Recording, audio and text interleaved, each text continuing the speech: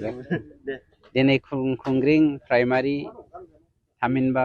खुंग्रिं VCDC नि सिङाव जोंनि सरकारा मानव गेदेर प्रमद बर' बिथांनि दैदेननायाव आरो बिथांनि बानजायनाय बायदियै फरेस्ट डिपार्टमेन्टनिफ्राय 79,50,000 रांनि कमिउनिटि हल न' लुनायनि मोनसे जा स्किम हरदोंमोन बे स्किमखौ लुखांनानै दिनै दरजा खेवनायनि मोनसे हाबाफारि आरो बेजों लोगोसे जोंनि दुलाराय BTC हालामाव थानाय 35 लाख रायजो राजाफोरनो गियाननि मोनसे फुंखाखौ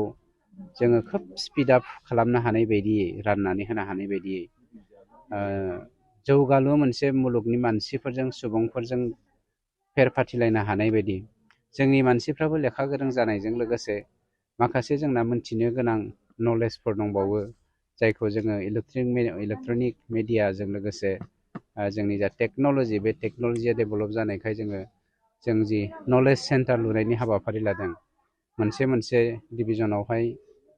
मोनसे ब्लकआवहाय मोनबा खरै नलेज सेन्टार बेनि हाबाफारिखौबो जों दिनै मावदों अन्थाइ खाम्फा गायसनदों आरो दिनै दरजा खेवनाय कमिउनिटि हलनि गतिके जोंहा गोबां मावनांगौ हाबाफारिफोर दंथारो बोसोरथाम थांबाय बोसोरथामनि थांनायाव बोसोरसेखौ जोङो COVID-19 नि थाखाय जोङो मावफुंनायाव खोब लेहेमिया बा गोहैले जादोंमोन बा लासै जादोंमोन अब्लाबो जोंनि मावनांगौखौ जों फारि फारि मावलांगासिनो दङ गतिके बेबो जोंनि मावनायनि मोनसे हाबाफारि बिसेसभाबै जोंनि खुंग्रिं प्राइमारिनि सिङाव मानव गेदेर चिफ प्रमद बर' बिथाङा गावनि अननायखौ जेब्लायबो दोनहरबाय थादों मानोना बे खुंग्रिं प्राइमारिनि सिङाव देग्लाय 10 किल'मिटार ब्लेक टपिं लामा जानो थांगासिनो दङ मोनसे 4.9 crore बा फ्राय माने 5 कौटि थाखानि मोनसे गिदिर दालां जानो थांगासिनो दङ आरो गोबां लामा जाबाय गोबां जोंनि बेवहाय कालभार्ट जाबाय लोगोसे जोंहा मा होनो मिनि सुइस गेटबो जोङो मोननै बेवहाय मोननो हाबाय गतिके जोंनि सरकारनिफ्राय थांनाय 17 बोसोराव UPPL सापर्टआ बेवहाय बुंफबना थानायखाय आबसु सापर्टआ बेवहाय बुंफबना थानायखाय NDB फ्रा बेवहाय गोदोनिफ्रायनो थाबोयोमोनखाय आगोलनि सरकारा खुनु नायसनाखैमोन खिन्थु दिनै मानव गेदेर प्रमद बर' बिथांनि जा थांखि साहानिफ्राय खोलाहा मावख्लायगोन बे हाबाफारिखौ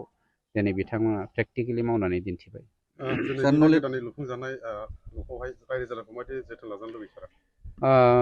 सम्पतिखौ गभर्नमेन्टआ मावखांनायनि उनाव रायजो राजानो गथायना होयो दिनै दरजा खेवनाय लोगो लोगोनो बे हालामनि रायजो राजानो स्पेसियेलि VCDC-आ जोंहा मोनसे गभर्नमेन्टनि पार्ट एन्ड पार्सेलखा गतिके VCDC-आबो बेवहाय नोजोर थाखागोन मिथिं दावथिङा जोंना बेवहायनो जागोन रायजो राजाफ्रा बेवहाय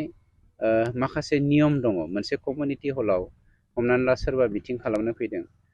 बेनि मेनटेनेन्सनि थाखाय जेरै कारेन्ट बिल माबा माबि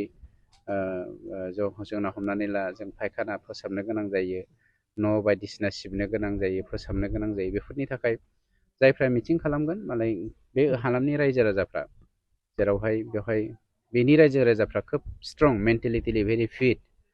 गतिके माबा मोनसे फिस लानानैथ' बेखौ होखानांगोन मिटिंखौथ' मोनसे हलाव ओरैनो जाहाथा जानो हाया